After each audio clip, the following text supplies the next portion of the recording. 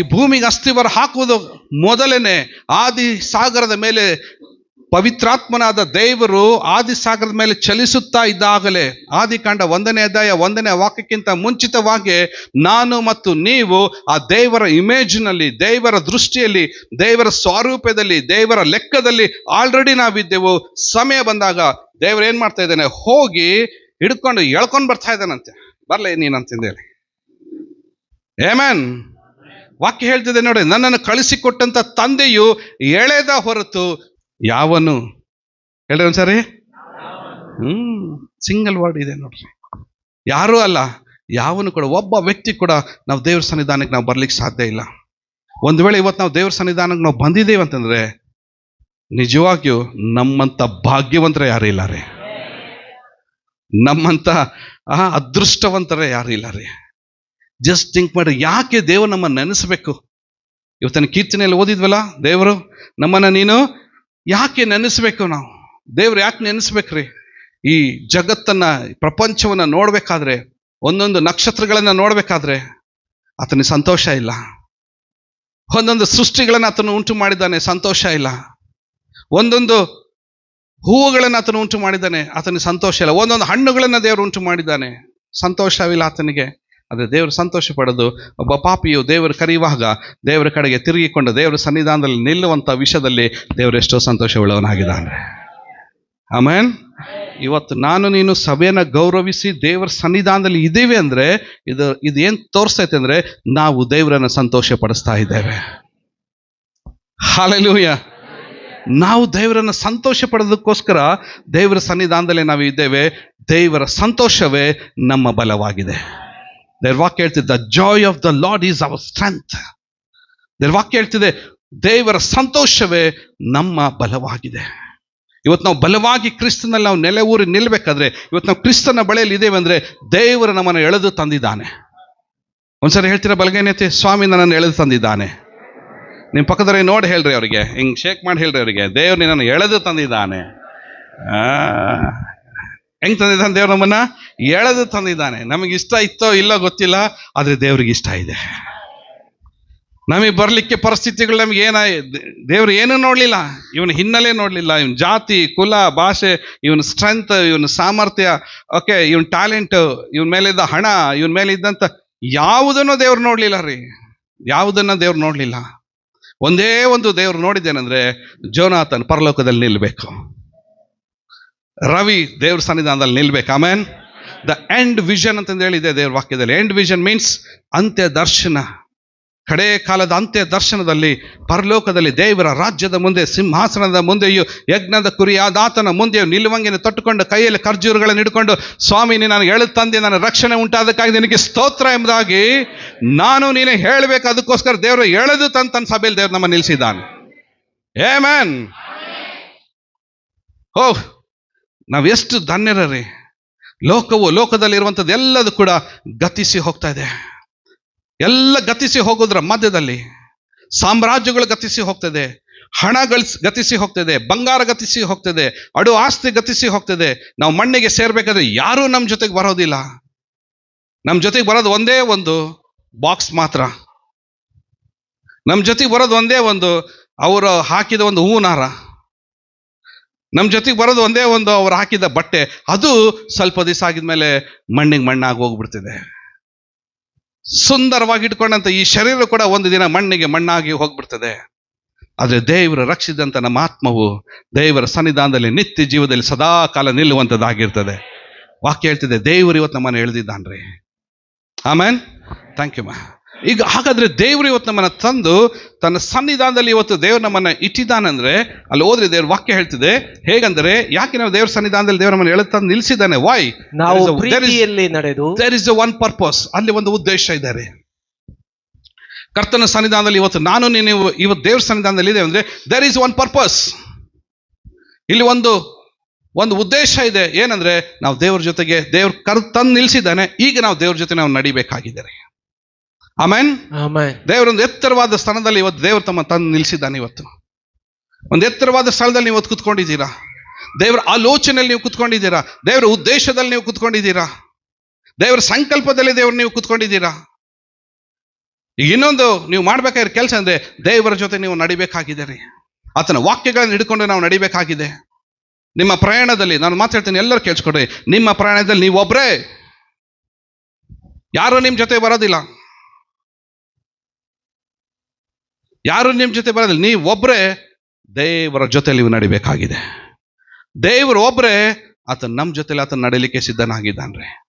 ಅದಕ್ಕೆ ಎಫೆಸ ಬರೆದ ಪತ್ರಿಕೆಯಲ್ಲಿ ಅಪೊಸ್ತಲನಾದ ಪೌಲನು ಬರಿತಾ ಇದ್ದಾನೆ, ಹೇಗಂದ್ರೆ ನಾವು ಪ್ರೀತಿಯಲ್ಲಿ ನಡೆಯಿರಿ ಎಂಬುದಾಗಿ ಆತನು ಹೇಳ್ತಾ ಇದ್ದಾನೆ. Walk in the love of god. ದೇವರ ಪ್ರೀತಿಯಲ್ಲಿ ನಡೀರಿ, ಒಬ್ಬರನ್ನೊಬ್ರು ಪ್ರೀತಿಸ್ರಿ. ಹಲೋ, ದೇವರು ನಮ್ಮನ್ನ ಪ್ರೀತಿಸಿದ್ದಾನೆ. ಆಮೇಲೆ ಹೇಳ್ರಿ, ಆತನ ಪ್ರೀತಿಸಿದ್ದಕ್ಕೆ ದೇವರು ನಮ್ಮನ್ನು ಹೇಳ್ತಂದಿದ್ದಾನೆ. ದೇವರು ನಮ್ಮನ್ನು ಪ್ರೀತಿಸಿದ್ದಾನೆ. ಸಮಟೈಮ್ಸ್ ನಮಗೆ ಇದು ಅರ್ಥ ಆಗೋದಿಲ್ಲ ರೀ. ಇದು ನಮಗೆ, ನಾವು ಯಾಕೆ ದೇವ್ರ ಸನ್ನಿಧಾನದಲ್ಲಿ ಇದ್ದೀವಿ ನಮಗೆ ಅರ್ಥ ಆಗೋದಿಲ್ಲ. ನಮಗೇನಾದ್ರೂ ಸ್ವಲ್ಪ ಈಗೋ ಪ್ರಾಬ್ಲಮ್ ಆಯ್ತಂದ್ರೆ ದೇವರ ಸಭೆ ನಾವು ದೂಷಿಸ್ತೇವೆ. ನಮಗೇನಾದ್ರೂ ಸ್ವಲ್ಪ ನಮ್ಮ ಸ್ವಾರ್ಥಕ್ಕೆ ಅಥವಾ ನಮ್ಮ ಸ್ವಾಭಿಮಾನಕ್ಕೆ ಧಕ್ಕೆ ಆಗೋದಾಗಿದ್ರೆ ಸೇವಕರನ್ನು ದೂಷಿಸ್ತೀರಾ.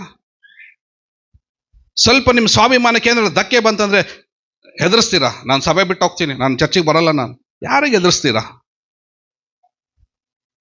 ನಾನೊಂದು ಮಾತು ಹೇಳ್ತಾ ಕೇಳಿಸ್ಕೊಡ್ರಿ, ಇದು ನನ್ನ ಚರ್ಚ್ ಅಲ್ವೇ ಅಲ್ಲ. ಇದು ಕೆಳಗಡೆ ಇರೋ church, Prem Kumar pastor church ಅಲ್ವೇ ಅಲ್ಲ.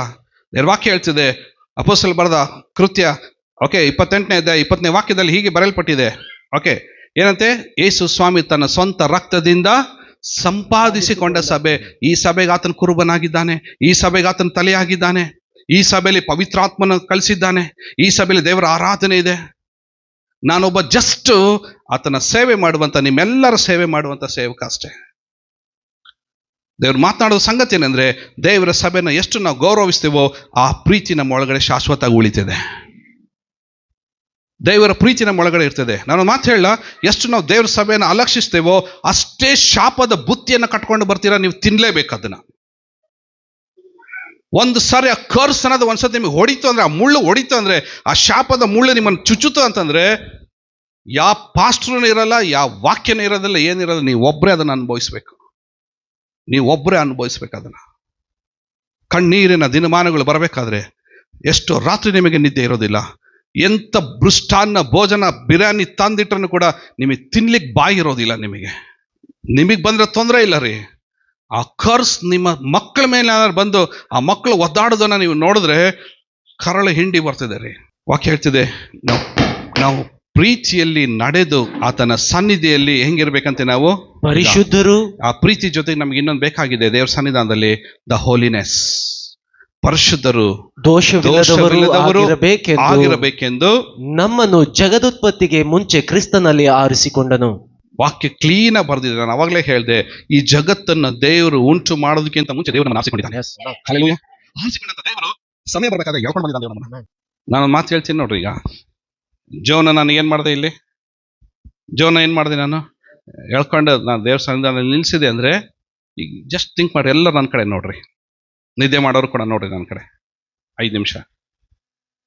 ಈಗ ನಾನು ಕರೆದಿದ್ದೇನೆ ಅಂದ್ರೆ, ಜೋನ ಭವಿಷ್ಯ ಯಾರ ಕೈಯಲ್ಲಿದೆ? ಈಗ ನಾನು ಕರೆದಾತನ ಕೈಯಲ್ಲಿ ಜೋನಾತನ ಭವಿಷ್ಯ ಇದೆ. ದೇವ್ರಿಗೆ ಚೆನ್ನಾಗಿ ಗೊತ್ತು ಜೋನಾತನ ಹೇಗೆ ಕಟ್ಟಬೇಕಂತಂದೇಳಿ.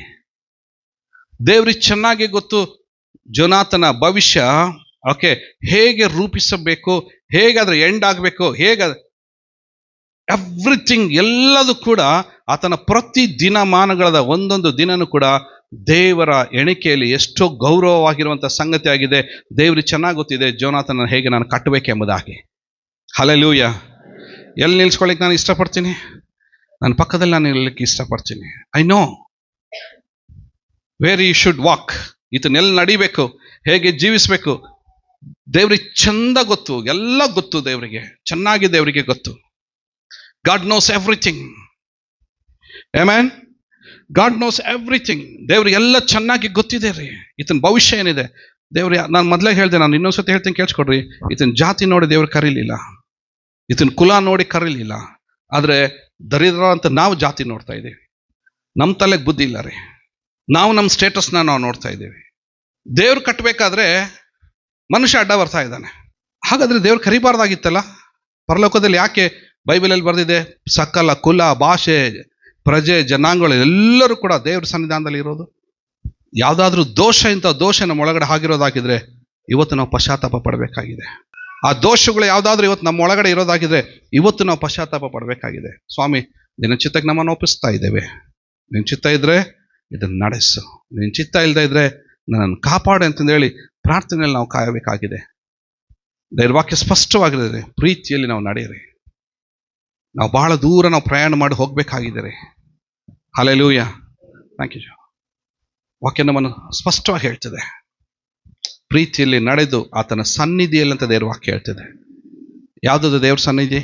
ನಾವೇನು ಸೇರಿ ಬಂದಿದ್ದೇವೆ ಆತನ ಸನ್ನಿಧಿಯಲ್ಲಿ. ಹೆಂಗಿರ್ರಿ ನೀವು? ಹೆಂಗಿರ್ರಿ ಅಂತೆ? ಪರಿಶುದ್ಧರು, ದೋಷವಿಲ್ಲದವರು, ಪರಿಶುದ್ಧರು, ದೋಷವಿಲ್ಲದವರು ಆಗಿರ್ಬೇಕೆಂದು ನಮ್ಮನ್ನು ಮುಂಚೆ ದೇವರು ಆರಿಸ್ಕೊಂಡಿದ್ದಾನೆ. ಆದ್ರೆ ದೋಷ ಇಟ್ಕೊಂಡು ನಾವು ಸನ್ನಿಧಾನದಲ್ಲಿ ಇರ್ಲಿಕ್ಕೆ ಸಾಧ್ಯ ಇಲ್ಲ. ಸಿಟ್ಟು ವೈಮನಸ್ಸು ಇಟ್ಕೊಂಡು ನಾವು ದೇವ್ರ ಸನ್ನಿಧಾನದಲ್ಲಿ ಇರ್ಲಿಕ್ಕೆ ಸಾಧ್ಯ ಇಲ್ಲ. ಯಾರ ಮೇಲೆ ಸಿಟ್ಟು ತೋರಿಸ್ತೀರಾ? I am sorry to say this, but it's not my word. ಇದು ನನ್ನ ವಾಕ್ಯ ಅಲ್ಲ ರೀ, ಇದು ದೇವರ ವಾಕ್ಯ ಇವತ್ತು ನಮ್ಮನ್ನು ಎಚ್ಚರಿಸ್ತಾ ಇದೆ. You are called by God. ದೇವರಿಂದ ನಾವು ಕರೆಯಲ್ಪಟ್ಟಿದ್ದೇವೆ. ಒಂದು ಆಮೇಲೆ ಹೇಳ್ರಿ, ಎದೆ ತಟ್ಟೆ ಹೇಳ್ರಿ, ನಾನು ದೇವರಿಂದ ಕರೆಯಲ್ಪಟ್ಟಿದ್ದೇನೆ. ಜಸ್ಟ್ ಥಿಂಕ್ ಮಾಡ್ರಿ. ಹೊರಗಡೆ ಒಂದ್ಸತಿ ಆಕಾಶ ನೋಡ್ರಿ, ಈ ಗಿಡ ಮರ ಅವನ್ನ ಎಲ್ಲವನ್ನ ನೋಡ್ರಿ, ಅದನ್ನೆಲ್ಲ ಸೃಷ್ಟಿಸಿದಾತನಂತ ದೇವರು ನಮ್ಮನ್ನು ಇವತ್ತು ಕರೆದಿದ್ದಾನೆ. ದೇವರು ನಮ್ಮನ್ನು ಕರೆದಿದ್ದಾನೆ. ಅದಕ್ಕೆ ದೇವ್ರ ವಾಕ್ಯ ಹೇಳ್ತಿದೆ, ಇನ್ನೂ ಮುಂದೆ ಹೋಗಿ ಫಸ್ಟ್ ಥೆಸ್ಸಲೋನಿಕನ್ ಚಾಪ್ಟರ್ 1:4 ಹೇಳ್ತಿದೆ, ದೇವರು ಪ್ರೀತಿಸಿದ ಸಹೋದರರೇ. ವಾವ್ ಬ್ರದರ್ಸ್, ಸಿಸ್ಟರ್ಸ್, ನಾವೆಲ್ಲರೂ ಯಾರಾಗಿದ್ದೇವೆ? ದೇವರ ಪ್ರೀತಿಸಿದ ಸಹೋದರರಾಗಿದ್ದೇವೆ. ಆಮೇನ್. ನಿಮ್ಮ ಪಕ್ಕದವ್ರ ಕೈ ಇಟ್ಕೊಂಡು ಮೇಲೆತ್ರಿ ನೋಡೋಣ. ಮೇಲೆತ್ರಿ, ಪಕ್ಕದವ್ರ ಕೈ ಇಟ್ಕೊಂಡು ಮೇಲೆತ್ರಿ. ಎಲ್ಲರೂ ಹೇಳ್ರಿ, ದೇವರು ಪ್ರೀತಿಸಿದ ಸಹೋದರರು. ನೋಡ್ರಿ, ಈ ಸಹೋದರರು ಇಲ್ಲಿ ಏನ್ ತೋರಿಸ್ತಾ ಇದೆ? ಐಕ್ಯತೆ ತೋರಿಸ್ತಾ ಇದೆ. ಇಲ್ಲಿ ಒನ್ನೆಸ್ ತೋರಿಸ್ತಾ ಇದೆ. ಒನ್ನೆಸ್, ಐಕ್ಯತೆ ತೋರಿಸ್ತಾ ಇದೆ. ಇಲ್ಲಿ ಒಂದಾಗುವಿಕೆ ಅಂತ ತೋರಿಸ್ತಿದೆ. ಈಗ ಹೇಳ್ರಿ ನೋಡೋಣ, ಅವ್ರ ಜಾತಿ ನೋಡಿ ಕೈ ಎತ್ತಿದ್ರ? ನೀವು ಕುಲ ನೋಡಿ ಎತ್ತಿದ್ರ? ಹಲೋ, ನಿನ್ ಜಾತಿನೇ ಬೇರೆ, ಅವ್ರ ಜಾತಿನೇ ಬೇರೆ, ಅವ್ರ ಜಾತಿನೇ ಬೇರೆ. ಇಲ್ಲಿ 4 ಜನ 4 ಜಾತಿಯವ್ರು ಕೂತ್ಕೊಂಡಿದ್ದಾರೆ. ಏನಾದರೂ ಕಷ್ಟ ಆಗ್ತೈತಾ ಅವ್ರ ಕೈ ಹಿಡ್ಕೊಳ್ಳಿಕ್ಕೆ? ಇಲ್ಲಲ್ಲ. ಯಾಕಂದ್ರೆ ಯಾಕೆ ದೇವರೇ ಪ್ರೀತಿಸಿ ನಮ್ಮನ್ನು ಕರೆದಿರ್ಬೇಕಾದ್ರೆ ನಾವು ಒಬ್ರನ್ನೊಬ್ರು ಪ್ರೀತಿಸುವ ಹಂಗು ಋಣ ನಮ್ಮ ಮೇಲಿದೆ. ನನ್ನ ಹೃದಯ ನೋವ್ತಾ ಇದೆ ರೀ ನಾನು ಹೇಳ್ಬೇಕಾದ್ರೆ ಈ ಮಾತು. ಪ್ರೀತಿಯ ಋಣ ನಮ್ಮ ಒಳಗಡೆ ದೇವರು ಇಟ್ಟಿದ್ದಾನೆ. ಪ್ರೀತಿಯ ಋಣ ನಮ್ಮ ತಲೆಯಲ್ಲಿದೆ. ನೀನು ಏನಾದರೂ ದೇವರಿಗೆ ನೀನು ಸಲ್ಲಿಸ್ಬೇಕಂದ್ರೆ, ರಿಟರ್ನ್ ನೀನು ದೇವ್ರಿಗೆ ಏನಾದರೂ ಕೊಡಬೇಕಂದ್ರೆ, ಋಣ ನೀನು ಅದನ್ನು ತೀರಿಸ್ಬೇಕಂದ್ರೆ ನಿನ್ನ ಸಹೋದರನ ಪ್ರೀತಿಸುವ ಹಂಗಿದೆ ನಮ್ಮ ಮೇಲೆ. ದೇವರ ಸಭೆಯನ್ನು ಪ್ರೀತಿಸುವ ಹಂಗು ನಮ್ಮ ಮೇಲಿದೆ. ನಮ್ಮನ್ನು ಪ್ರೀತಿಸಿ ದಾತನನ್ನು ಪ್ರೀತಿಸುವ ಹಂಗು, ಆ ಋಣ ಇವತ್ತು ನಮ್ಮ ಮೇಲಿದೆ. ಸಭಾಪಾಲಕರು ಆತನ ವಾಕ್ಯಗಳನ್ನು ಗೌರವಿಸುವ ಹಂಗು ನಿಮ್ಮೆಲ್ಲರ ಮೇಲಿದೆ ರೀ. ಹಲ್ಲೆಲೂಯಾ. ವಾಕ್ಯ ಹೇಳ್ತಿದೆ, ದೇವರು ಪ್ರೀತಿಸಿದ ಸಹೋದರರೇ, ಆತನು ನಿಮ್ಮನ್ನು ಆದುಕೊಂಡಿದ್ದಾನೆ. ಸೆಲೆಕ್ಟ್ ಮಾಡಿದ್ದಾನೆ ದೇವರು ನಮ್ಮನ್ನ. ಹಲೋ, ಎಷ್ಟೋ ಜನರು ಇದ್ದಾರೆ ಪ್ರಪಂಚದಲ್ಲಿ, ಕೋಟಿ ಜನರು ಇದ್ದಾರೆ. ದೇವ್ರು ಯಾರಿಗೆ ಬೇಕಾದ್ರೂ ಆದ್ಕೊಳ್ಬೇಕಾಗಿತ್ತು. ಯಾಕೆ ನನ್ನನ್ನೇ ದೇವ್ರು ಆರಿಸ್ಕೊಂಡ? ಯಾಕೆ ನಿಮ್ಮನ್ನೇ ಆರಿಸ್ಕೊಂಡ? ನಾನು ಮಾತು ಹೇಳ್ತೀನಿ, ಎಲ್ಲರೂ ಕಿವಿ ಕೊಟ್ಟು ಕೇಳಿಸ್ಕೊಡ್ರಿ. ಒಂದ್ಸರಿ ಕೇಳ್ರಿ, ಪಾಸೆ ನನ್ನ ದೇವ್ರು ಯಾಕೆ ಆರಿಸ್ಕೊಂಡ ಅಂತ. ಬಾಯಿರೋರು ಅಷ್ಟೇ ಹೇಳ್ರಿ. ದೇವರು ನಿನ್ನನ್ನು ಯಾಕೆ ಆರಿಸ್ಕೊಂಡಂದ್ರೆ, ವೆರಿ ಸಿಂಪಲ್. ಜಗತ್ತುತ್ಪತ್ತಿಗಿಂತ ಮುಂಚೆ ಆಲ್ರೆಡಿ ದೇವರ ಎಣಿಕೆಯಲ್ಲಿ ನಿದ್ದೆ, ಅದಕ್ಕೆ ದೇವರು ನಿನ್ನನ್ನು ಆರಿಸ್ಕೊಂಡಿದ್ದಾನೆ. ಈ ಭೂಮಿಗೆ ದೇವ್ರ ಫೌಂಡೇಶನ್ ಹಾಕೋದಕ್ಕಿಂತ ಮುಂಚೆ ಆತನ ಪ್ರಾಜೆಕ್ಟ್ನಲ್ಲಿ, ಆ ಸಾಲ್ವೇಷನ್ ಪ್ರಾಜೆಕ್ಟ್ನಲ್ಲಿ ಆಲ್ರೆಡಿ ನಾವು ಎಣಿಕೆಯಲ್ಲಿ ಇದ್ವಿ. ನಾವು ಒಂದ್ ಮಾತು ಚೆನ್ನಾಗಿ ತಿಳ್ಕೊಡ್ರಿ, ಕಾಲಗಳು ದಾಟಿ ಹೋಗ್ತದೆ, ಪರಿಸ್ಥಿತಿಗಳು ಬದಲಾಗ್ತದೆ, ಸ್ಥಿತಿಗತಿಗಳು ಬದಲಾಗ್ತದೆ, ಆದ್ರೆ ದೇವ್ರು ಎಂದಿಗೂ ಬದಲಾಗೋ ದೇವರಲ್ಲ ರೀ. ದೇವರೆಂದಿಗೂ ಮನುಷ್ಯ ನಮ್ಮನ್ನು ಮರ್ತು ಬಿಡ್ತಾನೆ. ಓಕೆ, ನನ್ನ ದಯವಿಟ್ಟು ಕ್ಷಮಿಸ್ರಿ, ಒಂದು ಮಾತು ಹೇಳ್ತೀನಿ. ನನ್ನ ಮೊಬೈಲಲ್ಲಿ ಒಂದು ವರ್ಡ್ ಇತ್ತು. ನನ್ನ ಮಗ ರೋಷನ್ ಅದನ್ನು ಜೋರಾಗಿ ಓದಿ ನಗ್ತಾ ಇದ್ದ. ಕರೆಕ್ಟ್ ನೋಡು ಪಾಪ ಅಂತ ಹೇಳ್ತಾ ಇದ್ದ. ಏನಿದೆ ಅಂದ್ರೆ, if you feed the dog 3 days, okay, dog will never forget you 3 years. If you feed 3 years your loved one, they will forget in 3 days. ನನ್ನ ಮಗನಿಗೆ ಅರ್ಥ ಆಯ್ತಿದ್ದು. ಇಂಗ್ಲೀಷಲ್ಲಿದೆ, ಕನ್ನಡದಾಗ ಹೇಳ್ತೀನಿ. ಒಂದು ಸಣ್ಣ ಪಪ್ಪಿ ನಾಯಿಗೆ ನೀವು 3 ದಿನ ಊಟ ಹಾಕಿದ್ರೆ 3 ವರ್ಷ ನಮ್ಮನ್ನು ಮರೋದಿಲ್ಲ ಅಂತದು. ಬರೇ 3 ದಿನ ಊಟ ಹಾಕಿದ್ರೆ ಅದಕ್ಕೆ 3 ವರ್ಷ ಮರೋದಿಲ್ಲ ಅಂತೆ. ಆದರೆ ಮನುಷ್ಯರಿಗೆ 3 ವರ್ಷ ಊಟ ಹಾಕಿ ಜೊತೆಗೆ ಇಟ್ಕೊಂಡು ಎಲ್ಲ ಮಾಡಿದ್ರು 3 ದಿನದಲ್ಲಿ ಮರ್ತು ಬಿಡ್ತಾನೆ ಅಂತವನು.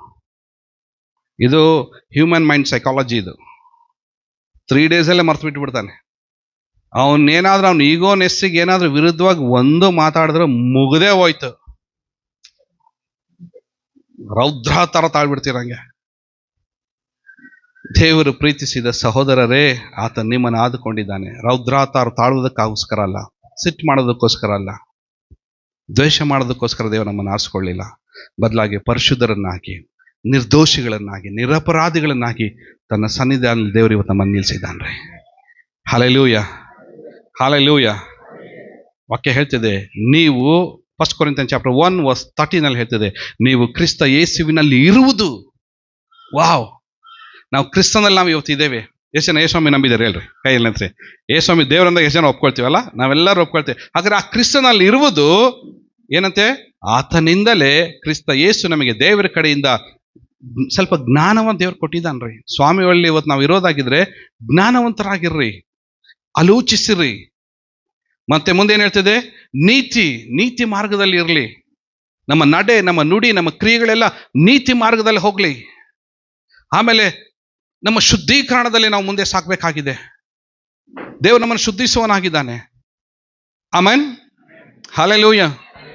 ದೇವ್ರು ಶುದ್ಧಿಸುವನಾಗಿದ್ದಾನೆ ಅಂದ್ರೆ, ಓಕೆ, ನನ್ಗೊಂದು ಮಾತು ಕೇಳ್ರಿ, ಎಲ್ಲ ಹೆಣ್ಮಕ್ಳು ಹೇಳ್ರಿ ಒಂದ್ಸರಿ, ಇಲ್ಲಿರೋರೆಲ್ಲರೂ ನನಗೆ ಹೇಳ್ರಿ, ನೀವು ಪ್ರತಿ ಸತಿ ಪಾತ್ರೆಯನ್ನ ತೊಳೆದು ಬೆಳಗಿ ಅದನ್ನ ಒರೆಸಿ ಸ್ವಚ್ಛ ಮಾಡಿ ಅಡಿಗೆ ಮಾಡ್ತಿರೋ, ಅಥವಾ ಮುಸ್ರೆ ಪಾತ್ರೆ ಇರಲಿ ಇನ್ನೊಂದ್ಸತಿ ಅಡಿಗೆ ಮಾಡ್ತಿರೋ?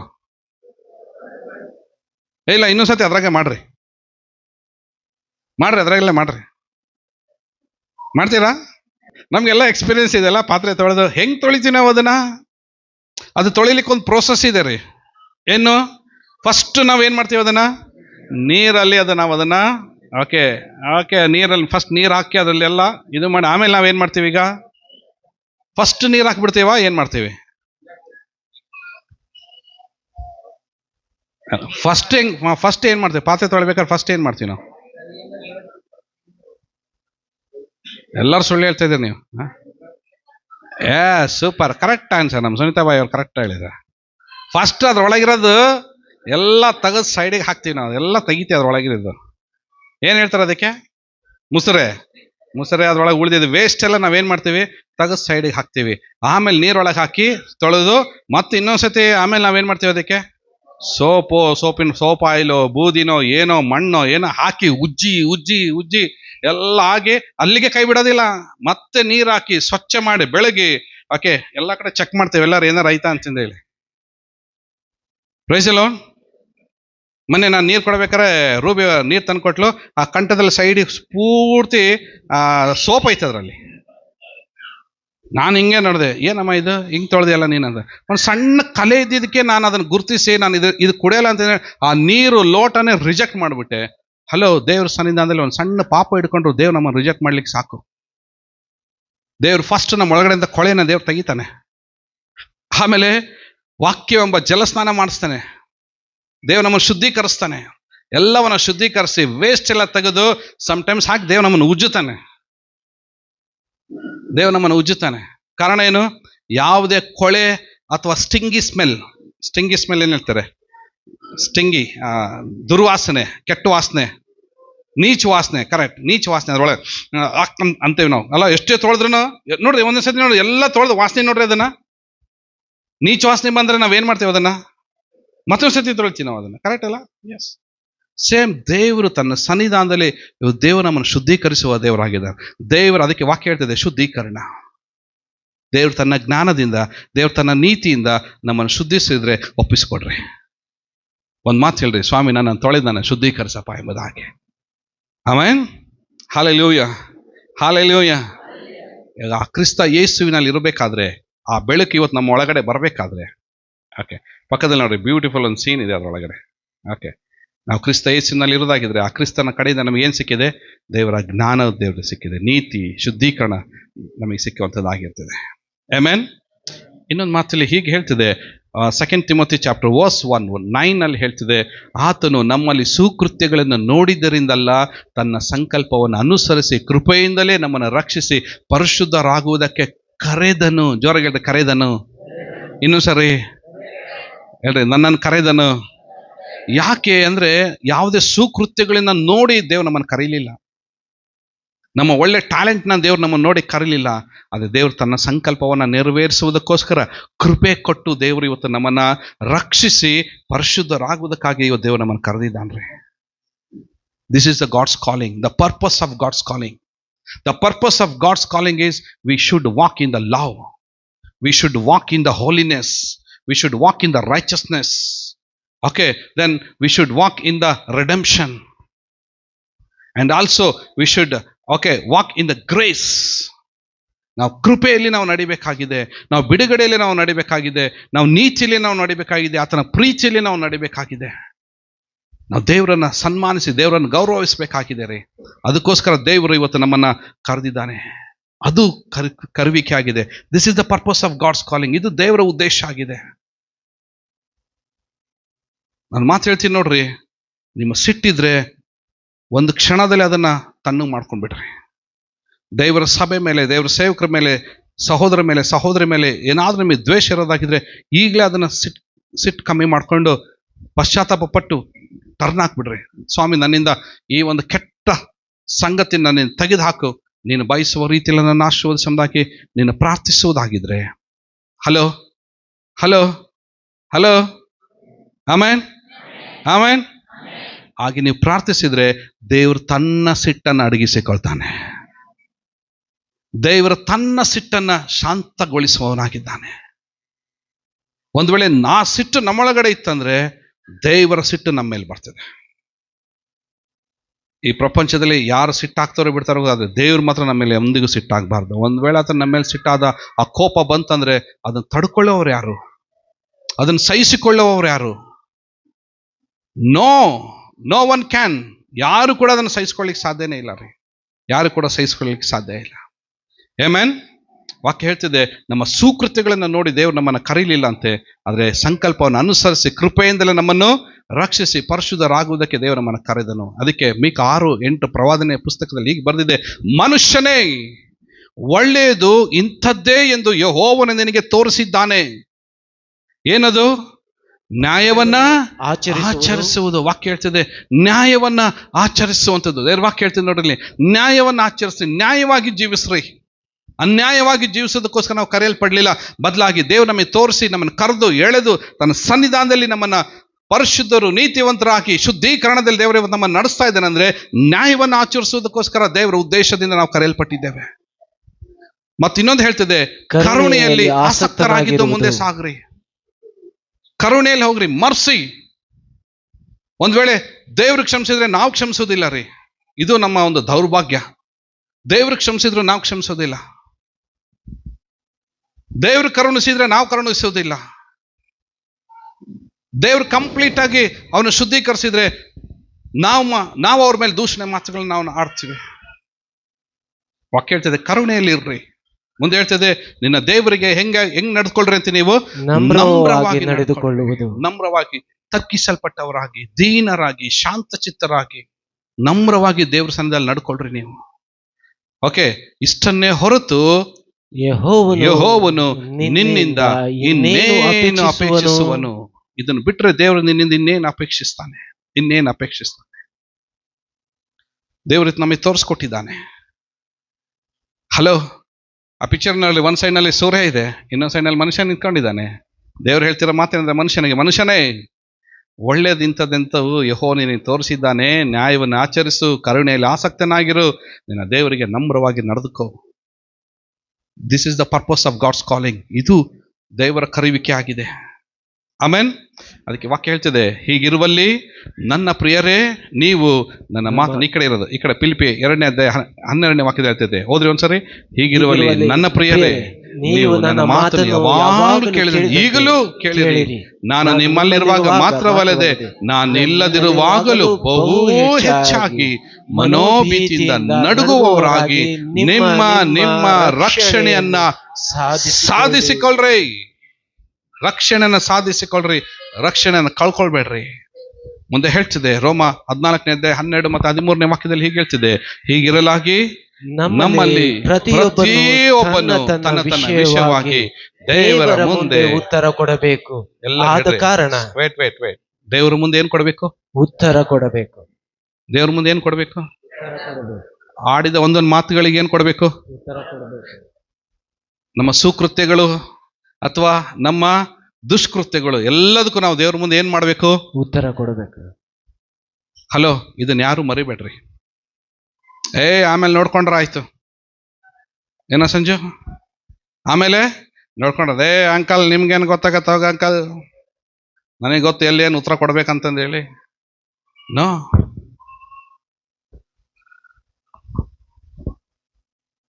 ನಾವು ಮನುಷ್ಯರಿಗೆ ಎಷ್ಟೇ ಹೈಡ್ ಮಾಡ್ಬೋದು, ನನಗೆಷ್ಟೇ ನೀವು ಮರೆ ಮಾಚ್ಬೋದು, ದೇವ್ರನ್ನ ಮರೆ ಮಾಚಲಿಕ್ಕೆ ಸಾಧ್ಯ ಇಲ್ಲ ರೀ. ದೇವ್ರ ಮುಂದೆ ನಾವು ಮರೆ ಮಾಚಲಿಕ್ಕೆ ಸಾಧ್ಯ ಇಲ್ಲ. ಎಲ್ಲದು ಒಂದು ದಿನ ಆತನ ನ್ಯಾಯ ಸಿಂಹಾಸನದ ಮುಂದೆ ನಿಂತ್ಕೊಳ್ಳುವಾಗ ಉತ್ತರ ಕೊಡಬೇಕು. ಒಂದ್ ವೇಳೆ ನಾವು ಅನ್ಕೋಬಹುದು, ನನಗಿನ್ನ 26 ವರ್ಷ, ಓಕೆ, ನನಗಿನ್ನ 30 ವರ್ಷ, ಓಕೆ, ನನಗಿನ್ನ 18 ವರ್ಷ, ನನಗಿನ್ನ ಭಾಳ ಟೈಮ್ ಆಯ್ತು ನಾನು ಉತ್ತರ ಕೊಡಕ್ಕೆ ಅಂತ ಹೇಳಿದೆ. ಯಾರಿಗೊತ್ತು? ಪಟ್ಟ ಅಂತಂದು ಹೇಳಿ ಹಾರ್ಟ್ ಅಟ್ಯಾಕ್ ಆಗಿ ಸತ್ತು ಇನ್ನೊಂದು ಅರ್ಧ ಗಂಟೆ ಒಳಗೆ ದೇವ್ರ ಮುಂದೆ ನಿಂತ್ಕೊಂಡು ಉತ್ತರ ಕೊಡಂದ್ರೆ ದೇವ್ರ ಏನ್ ಹೇಳ್ತೀರಿ ನೀವು ಅವಾಗ? ಏನ್ ಸರ್? ಎಷ್ಟು ಜನ ಆಕ್ಸಿಡೆಂಟ್ ಆಗಿದಾರ್ರಿ? ಆಕ್ಸಿಡೆಂಟ್ ಹೆಂಗಾಗ್ತದೆ ಹೇಳಿ ಕೇಳಿ ಆಗ್ತದ? ಏನದ ಆಕ್ಸಿಡೆಂಟ್ ಹೆಂಗಾಗ್ತೈತೆ? ಈಗ ವಿನೋದ್ ಬರ್ತಾ ಇದ್ದಾನೆ, ಎಲ್ಲರ ಪೇಪರಲ್ಲಿ ಅಡ್ವರ್ಟೈಸ್ಮೆಂಟ್, TV 9 ಎಲ್ಲರೂ ಬಂದು ಕ್ಯಾಮ್ರಾ, ಓಕೆ ಈಗ ಆಕ್ಸಿಡೆಂಟ್ ಆಗ್ತೈತೆ ರೆಡಿ ಇರ್ರಿ ಅಂತಂದೇಳಿ ಪ್ರಾಣ ಹೋಗೋದೇನಾದ್ರೂ ಹೇಳಿ ಹೋಗ್ತೈತೆ ಅದು ನಮಗೆ? ನೋ.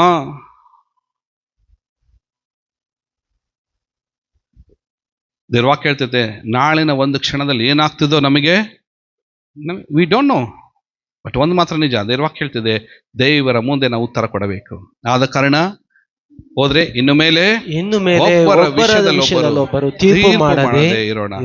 ಅದಕ್ಕೆ ಬದಲಾಗಿ ಸಹೋದರನ ಎದುರಿಗೆ ಅಡ್ಡಿಯನ್ನಾಗಲಿ ಎಡೆತಡೆಯನ್ನಾಗಲಿ ಹಾಕಬಾರದೆಂದು ತೀರ್ಮಾನಿಸಿಕೊಳ್ಳಿರಿ. ಇದು ನಿಮ್ಗೆ ಅರ್ಥ ಆಗ್ಲಿಲ್ಲ ಇದು ಏನಂತಂದು ಹೇಳಿ ನಾನು ಹೇಳ್ತೀನಿ ನೋಡ್ರಿ. ಇದನ್ನ ಇನ್ನೊಂದು ಮಾತಿನಲ್ಲಿ ನಾನು ಹೇಳ್ತೀನಿ. ಈ ವಾಕ್ಯವನ್ನ ನಿಮ್ಮ ಕೈಯಿಂದ ಆದಷ್ಟು ಒಳ್ಳೇದು ಮಾಡ್ರಿ. ಮಾಡಕ್ಕಾಗಿಲ್ಲ,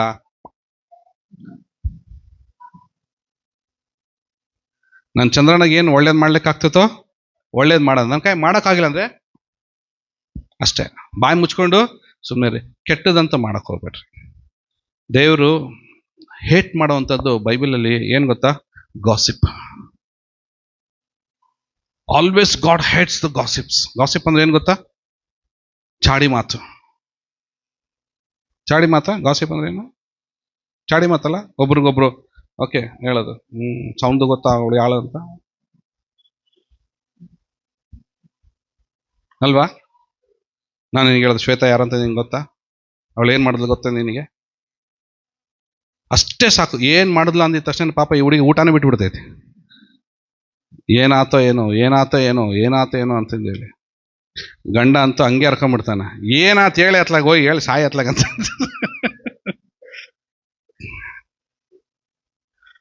ರೈಟ್ ಅಲ್ಲ? ಒಂದು ಸಣ್ಣ ಮಾತು. ಒಂದು ಮೂವಿ ಇದೆ ಗೊತ್ತಾ ನಿಮಗೆ? ಒಬ್ಬಳು ಲೈಫೇ ಹಾಳಾಗೋಗ್ಬಿಡ್ತು. ಗಾಳಿ ಮಾತು ಅಂತಂದೇಳಿ ಒಂದು ಹಳೇದೊಂದು ಮೂವಿ ಇದೆ. ಯಾರ್ದು ಹೇಳ್ರಿ ಅದು? ಲಕ್ಷ್ಮೀ.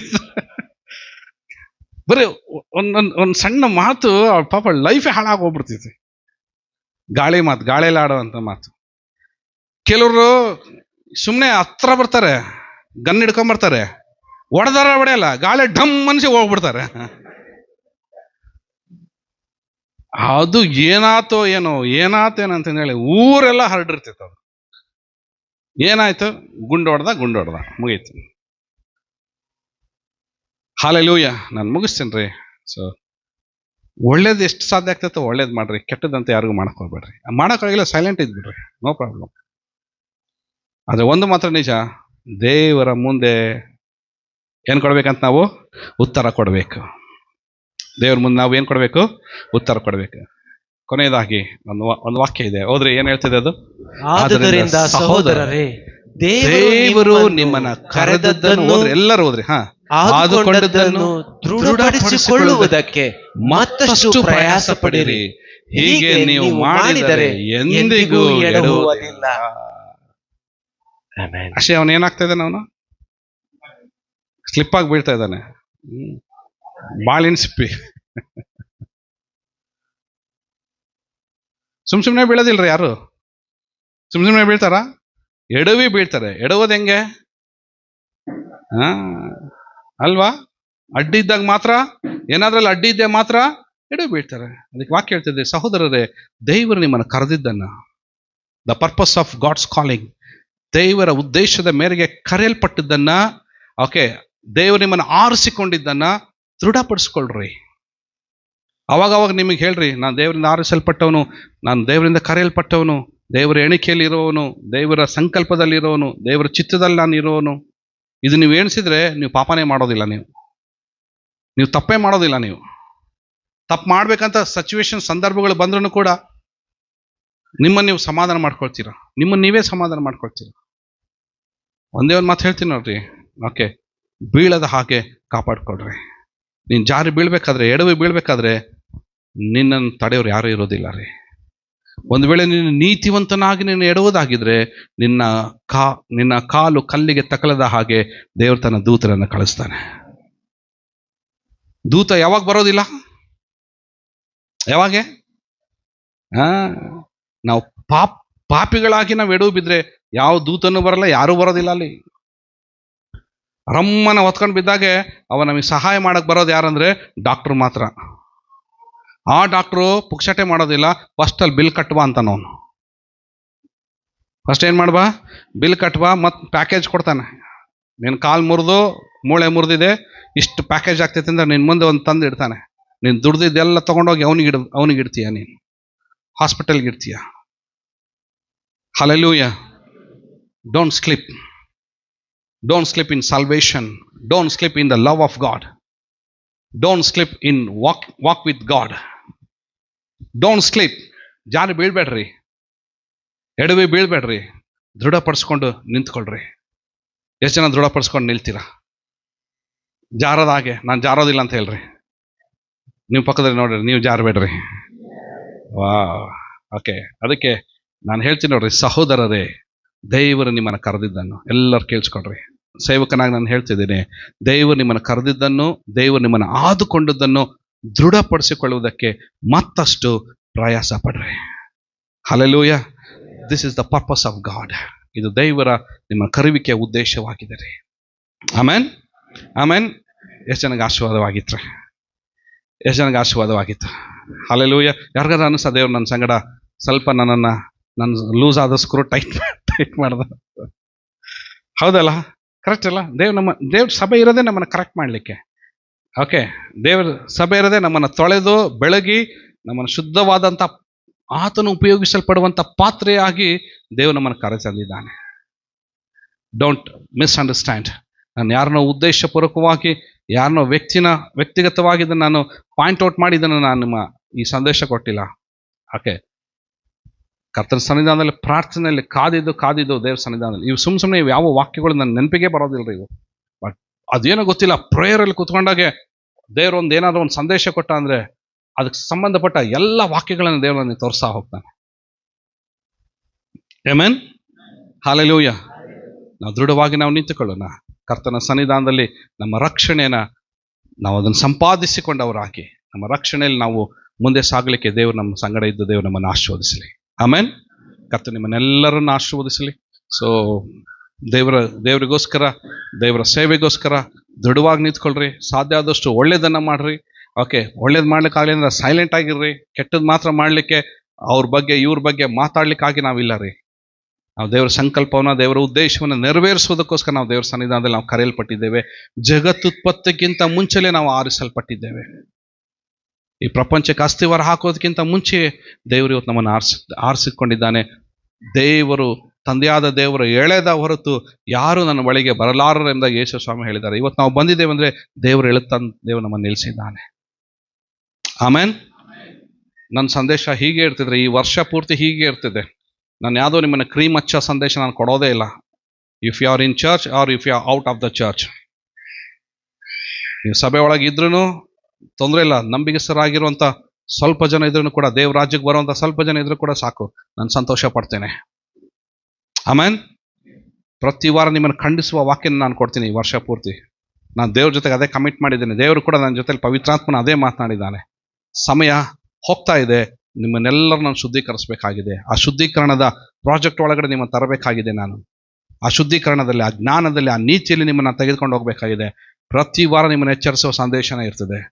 ಪಾಸ್ಟರ್, ನೀವು ನನ್ನನ್ನೇ ನೋಡಿ ಮಾತಾಡ್ತಾ ಇದ್ದೀರಾ, ಇದು ನೀವು ಕೊಡುವ ಸಂದೇಶ ನನಗೆ ಇಷ್ಟ ಆಗ್ತಾ ಇಲ್ಲ, ಆರಾಧನೆ ಇಷ್ಟ ಆಗ್ತಿಲ್ಲ ಅಂದರೆ, door is open. You can go wherever you want.